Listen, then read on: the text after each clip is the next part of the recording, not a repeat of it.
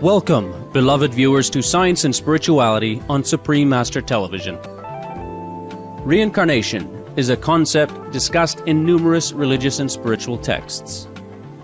The famous 20th century American psychic Edgar Cayce once said, "We have lived and died many times. The reason we don't remember our former lives is because our vast soul memories are not transferred to our baby brains at birth." There have also been many accounts from those who have had near-death experiences regarding having seen their past lives while outside this physical realm. This week on our program, the first in a three-part interview with her, we speak with American psychic researcher Dolores Cannon. Ms. Cannon has carried out extensive work in the field of paranormal research and is a well-regarded lecturer on accessing past life knowledge, the meaning of the year 2012, and the works of ancient French clairvoyant Nostradamus. She travels around the world holding seminars and workshops focusing on these and other psychic-related topics. Through working with her clients to remember their past lives, Dolores Cannon says she has learned many of the secrets of creation as well as how our universe functions. To date, she is the author of many books, including Keepers of the Garden, Conversations with Nostradamus, and The Convoluted Universe. I started in the 1960s. During that time, my husband was in the Navy, and the Navy doctor asked me to work with a client. He said, "Can you just get her to relax?" That's all he wanted us to do. Instead, during the relaxation part and the normal hypnosis, she went back to a past life in the Roaring '20s in Chicago.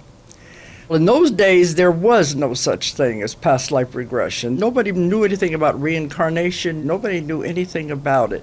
So people say I was kind of like a pioneer because we'd never heard of it either.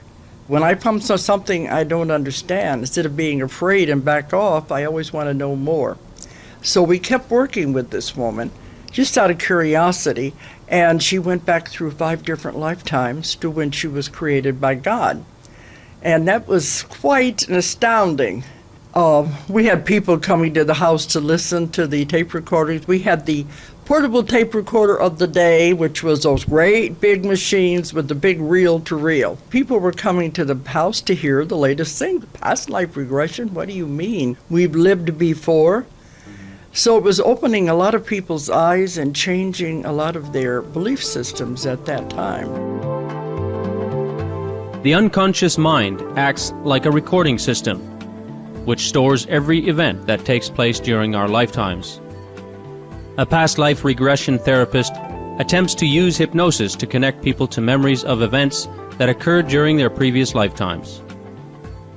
Those who choose to undergo the therapy are often seeking answers to unresolved emotional, physical, or psychological issues that may have origins in a previous life. Many spiritual masters have reminded us how karma, whether good or bad, accumulated in our past lives affect us in our present-day lives. One consequence of wrong conduct in a previous life may be that the person faces a serious illness in the present one. It's what hundreds and hundreds of people have discovered going through the death experience in the past life. And they all report the same thing. They all go to the same places on the other side. And there is no punishment. There's nobody sitting up there ready to strike you down. But you judge yourself. And there's no harsher judge than you yourself. So everything in your life you have put there and you've created. So you create the illness too, to teach you something. And it'll start out slowly and subtly with just little things. And if you don't get those hints, little things, and don't get a little worse and a little worse, and if you don't understand it, then a little more pain, and then maybe a little more pain, till finally it develops into something that can be a disease or an illness. You have to go to the hospital or have surgery. The Holy Bible's Book of Proverbs, chapter 23, verse 7, states, "For as he thinks within himself, so he is." In other words, one's thoughts are powerful and can change us and our future. You're really a very powerful being. But you don't realize when you come to Earth, you forget all of that. And we have access to this part all the time, but we ignore it. All the information I've written about, it comes through my clients. It doesn't come through me. One of the main lessons you come to Earth to learn is how to manipulate energy. Everything is energy. Mm-hmm. And you come to Earth to learn how to manipulate that, to be a master manifester. So once you learn how to manipulate energy, you can have anything you want. Nothing is impossible. They say there are no limitations except the limitations you put upon yourself. First, you have to know what you want. Mm-hmm. And a lot of people say, well, I need this, I want this. Those are the wrong words. Uh-huh. In creating your reality, if you say, I need, I want, see, you're creating a lack. And you're putting it off by, I want it. No, the wording is, I have it. And you've got to believe it. And it's the law of the universe called the law of abundance, the law of attraction. You can have anything you want once you know what it is. And that's what I do. I just say, okay, guys, this is the next project, do it. And it happens, now everything is happening so fast. Used to take months to get something. Now it'll happen in a matter of days, in a matter of hours, and they say even second by second. Once you have put it out there, the main goal, the objective, you have to be able to visualize that goal too, what you really want, and be able to fill it full of a lot of details. This makes it become real. But once you put it out there, then people say, okay, now how am I going to do it? Don't worry about it. You don't have to worry about, I have to do this and this and this to attain that goal. Mm-hmm. Because then you're limiting them. Mm-hmm. It'll happen in ways you can't possibly imagine. Ways you would never, ever think about. It just occurs. That's why we say we sit back and watch the magic. A great enlightened master of the East, Gautama Buddha, once said, all that we are is the result of what we have thought. The mind is everything. What we think, we become. You realize the power of your own mind, too. I get so many clients who are into the victim mode. Woe is me, poor me, everything happens to me, everything is dumped on me. They don't realize they're doing it to themselves. But you have to have an idea of what it is you want before you can create it. Mm-hmm. Otherwise, you have the whole world. Right. Everything is out there. There are no limitations, but they got to know. Mm-hmm. If you're vague, they're vague, and they'll just give you anything. Mm-hmm. And you'll say, well, I think that's what they want. We're not sure.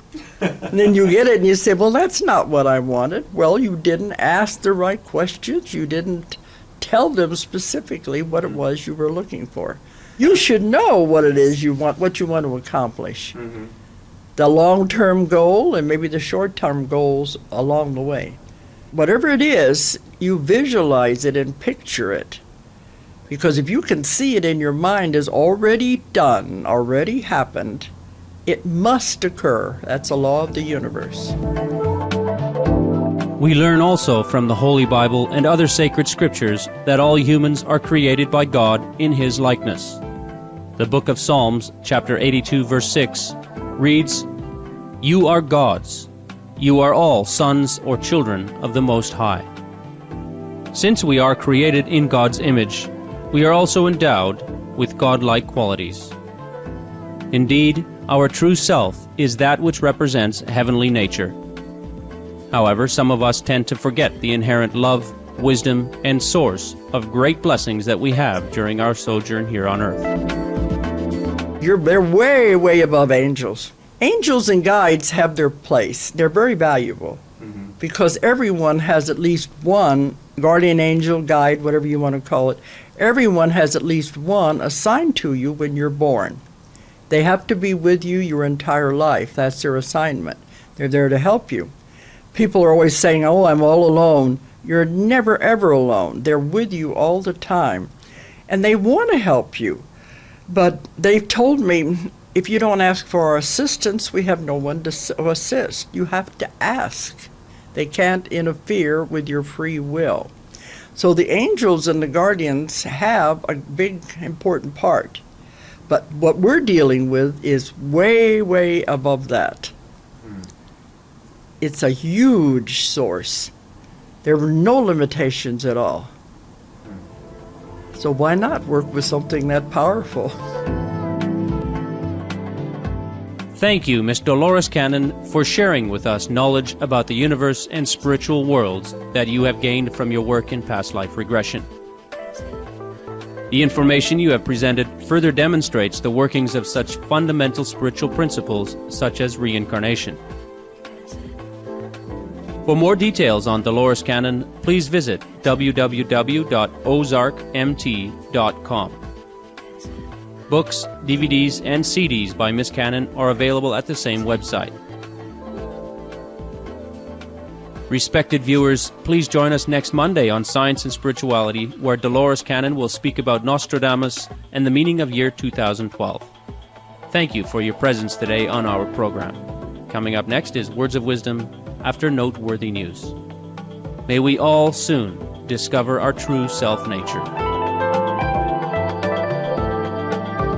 For more details, please visit www.suprememastertv.com/SS. Welcome, graceful viewers, to the second in a three-part series featuring Dolores Cannon, a famous American psychic researcher. Ms. Cannon has traveled around the world lecturing on topics such as accessing memories from previous lives through a form of hypnosis called past life regression, the meaning of the year 2012, and messages she's received from the 16th century French prophet Nostradamus. In 1555, Nostradamus published a collection of his visions of the future in the celebrated book, The Prophecies. Some say the text correctly depicts many major world events that have occurred since his passing, such as the rise of Napoleon I. By using past life regression techniques with 12 of her clients over a 3-year period, Dolores Cannon says she was able to communicate with Nostradamus. In her 3-volume set, Conversations with Nostradamus, she provides translations of 1,000 prophecies by Nostradamus using modern-day language. It's a very strange story. But once it happened, he said he wanted the prophecies interpreted in modern English for our time, so we would know what was happening.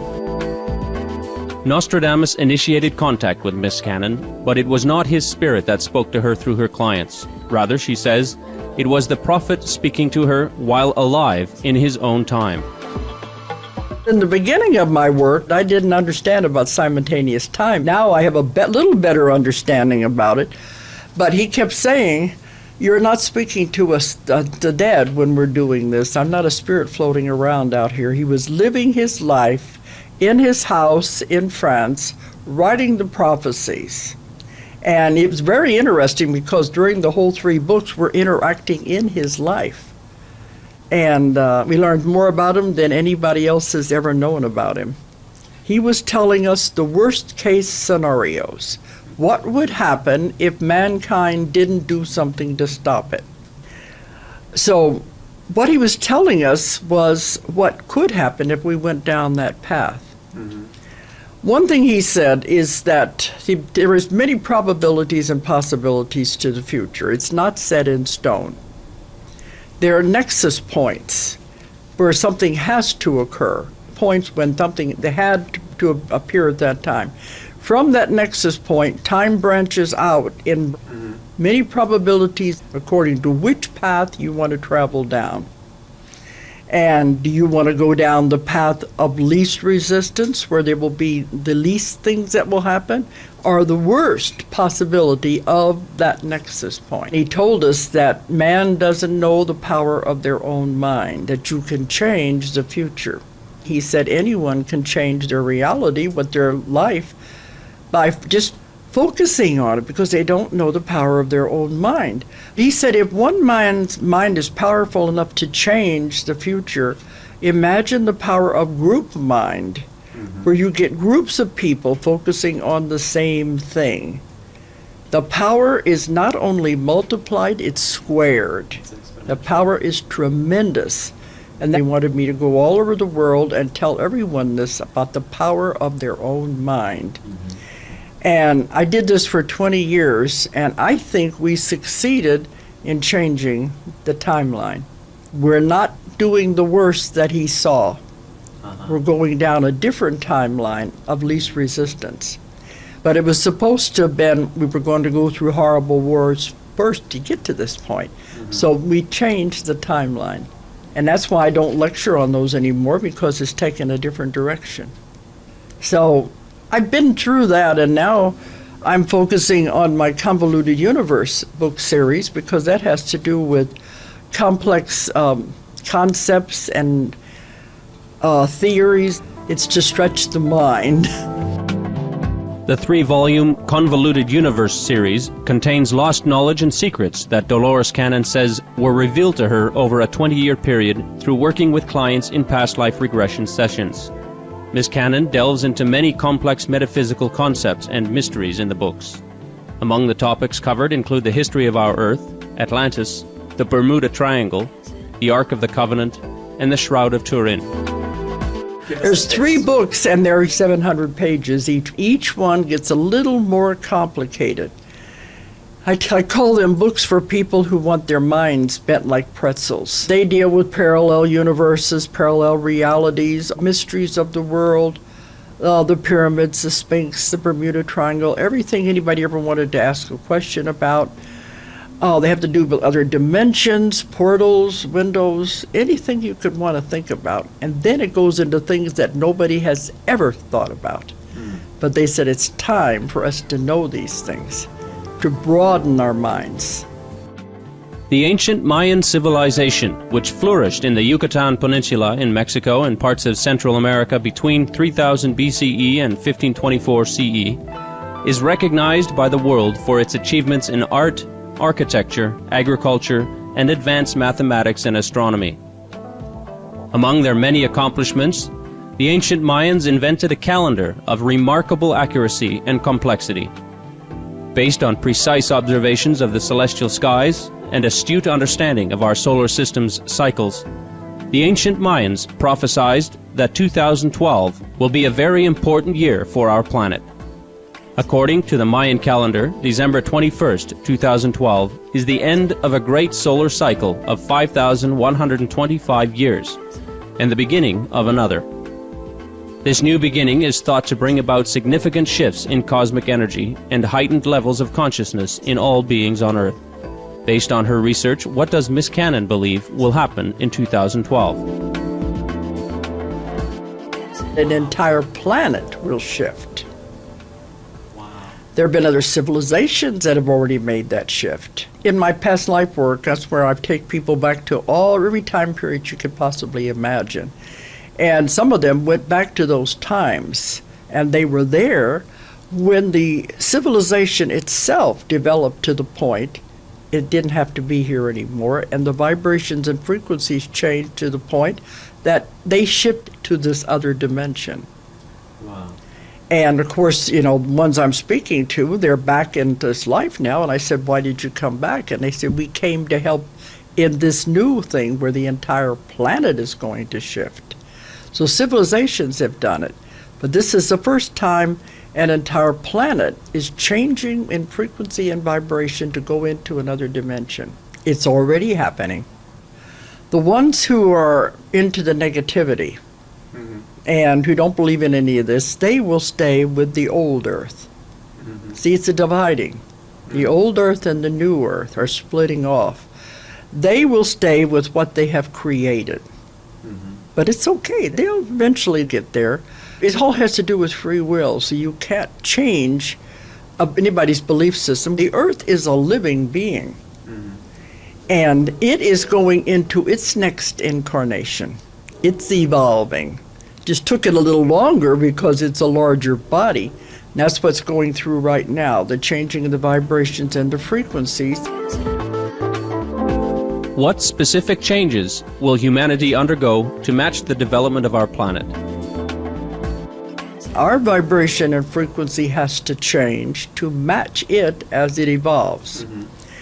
And this has been happening, I believe, It started about 2003, and it's been happening gradually since. This is such a strong energy shift. If it were to happen all at once to your body, you couldn't handle it, your body would be destroyed. So it has to happen gradually. And that's what it's been doing, gradually, little by little. And time is definitely speeding up. Scientists have proved this. Now we're living actually 16-hour days instead of 24. They said the clocks aren't going to show it, but time is speeding up to where everything is accelerated. It's a gradual process that happens little by little, and you won't notice it except there will be some physical effects. And a lot of people go running to the doctors, and the doctors can't find anything wrong with them. These physical effects will happen like for a few days, and then they'll taper off, and maybe you won't feel it again for another week or maybe another month as the body adjusts to this changing and raising of the vibrations. All the ETs, all the other beings out there are watching Earth to see, are we going to be able to do this? I've got lots and lots of questions about what's going to happen. They always tell me, we can't answer your questions because we don't know. It's never happened before. We're all learning in the process. But it is a division, and the old Earth is there for those, if that's what they want. They're staying with what they have created. We're going to move on, but they said eventually they'll catch up. All the disasters, the wars, and everything will be with the old Earth. And you begin to notice a division as you begin to pull away from it. That's what I mean about the old world and the new world. Wow. You learn to tell the difference. How many people are noticing their diets changing? This is another big factor in it. They said the best food is live foods, which they consider to be fresh fruits and vegetables. Because if we want to go, we have to make our body lighter in order to shift, to raise the vibration. Dolores Cannon, we appreciate your many insights into the prophecies of Nostradamus, the year 2012, and the changing vibrations of our Earth. The secrets of the universe surely give us all much to ponder. For more details on Dolores Cannon, please visit www.ozarkmt.com. Books, DVDs, and CDs by Miss Cannon are available at the same website. Intelligent viewers, please join us next Monday on Science and Spirituality for the conclusion of our interview with Dolores Cannon. Thank you for your presence today on our program. Coming up next is Words of Wisdom after noteworthy news. May we always believe in ourselves and keep the highest of spirits.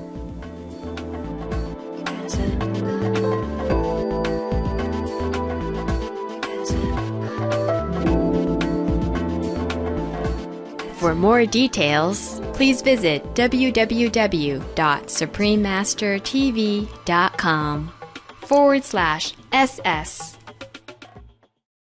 Welcome, inquisitive viewers, to the conclusion of a three-part series featuring our intriguing discussion with Dolores Cannon, a famous American psychic researcher.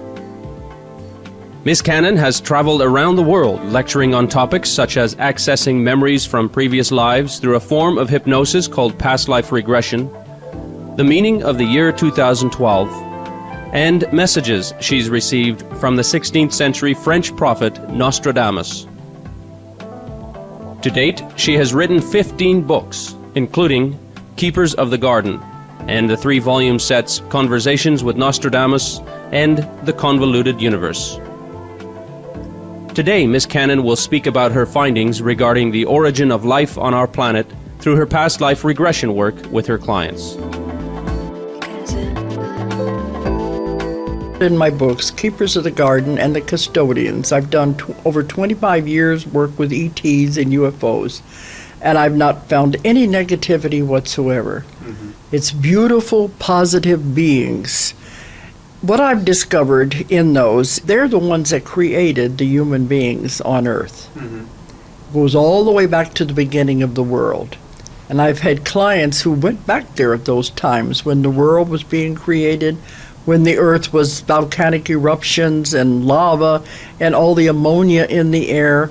They went back to those times to where their job was to help clean the air out and to stabilize the earth, because you had to do that before you could have any life here.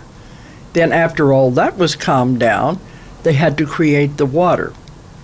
These are just ordinary people that relive these lifetimes.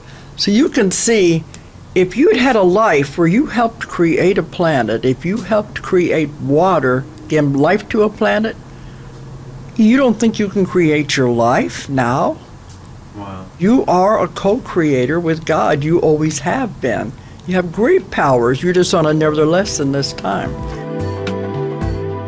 Many Holy Scriptures tell us that God has granted humankind the grand privilege of being co-creators of the earth with Him. As God's blessed children, we are endowed with godlike qualities and possess the ability to carry forth His work.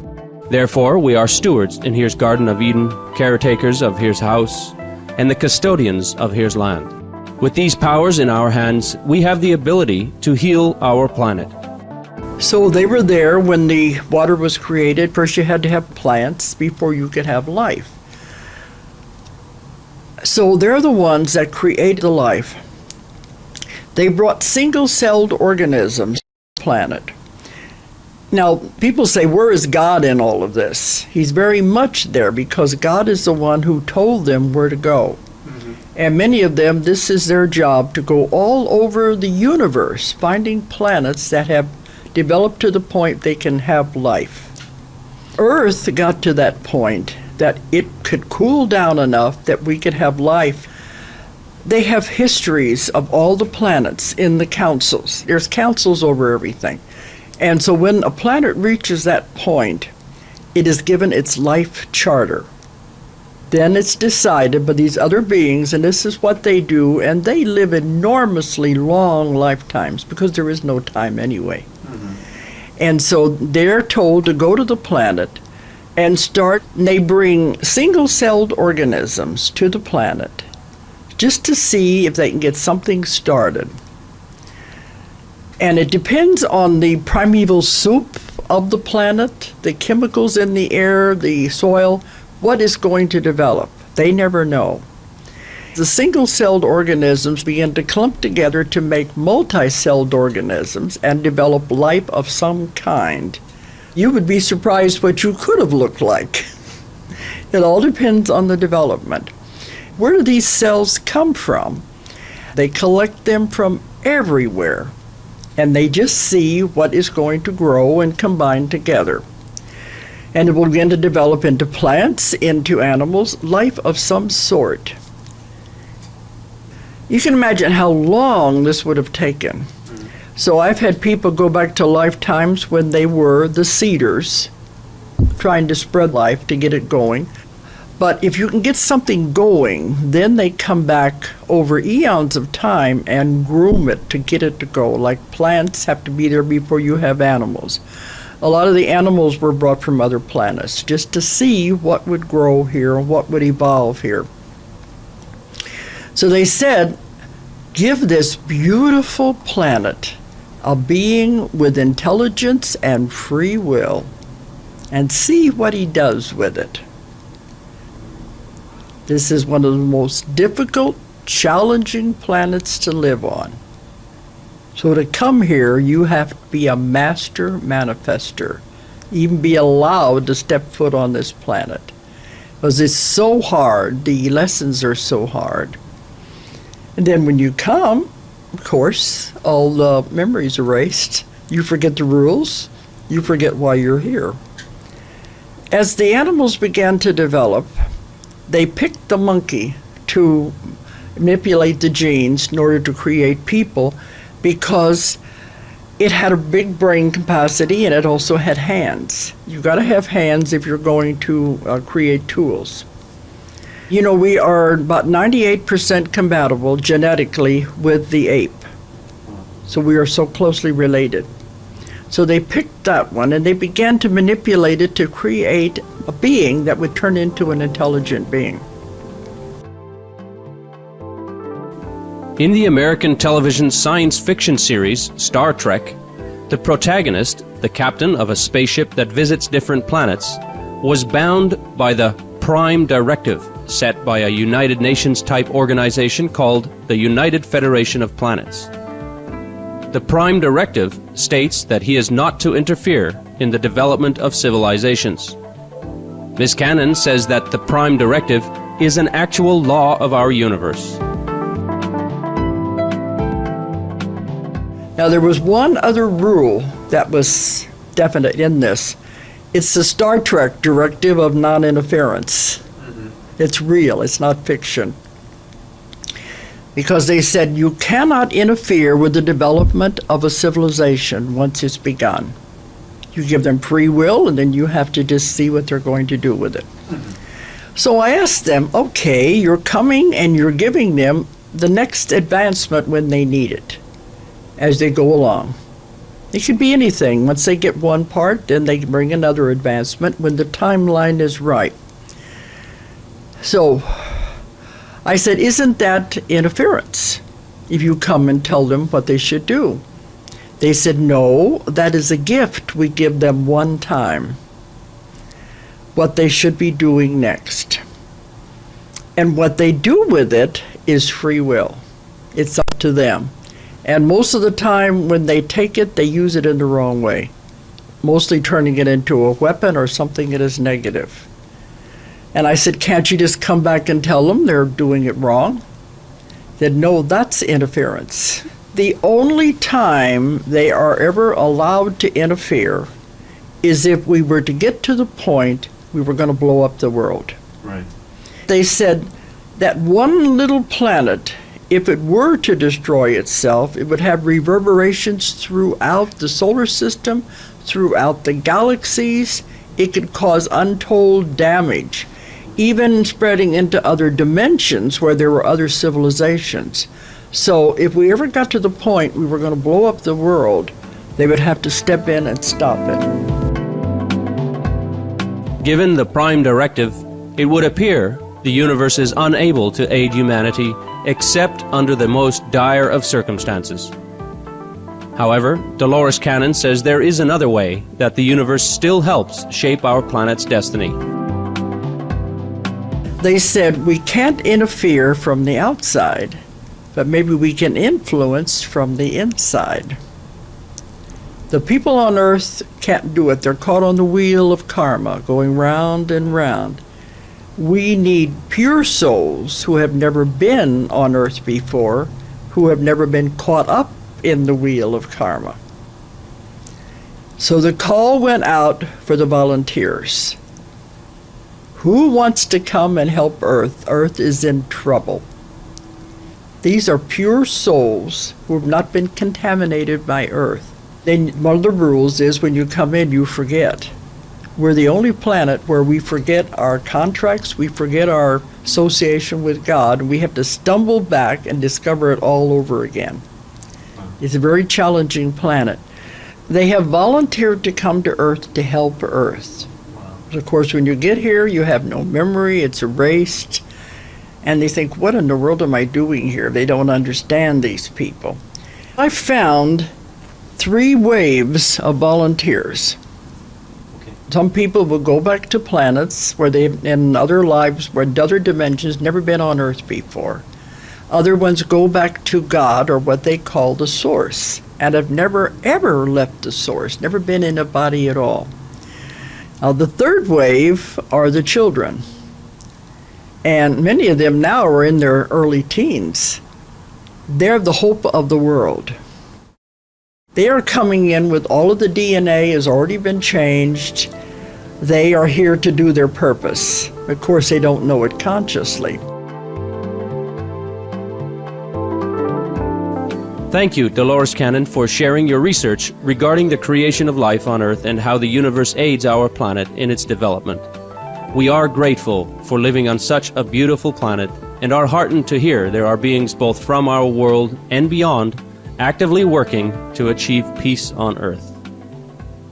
For more details on Dolores Cannon, please visit www.ozarkmt.com. books, DVDs, and CDs by Miss Cannon are available at the same website. Bright viewers, thank you for your presence today on our program. Coming up next is Words of Wisdom after noteworthy news. May all of humanity join hands together and forever look after each other as family. For more details, please visit www.suprememastertv.com/SS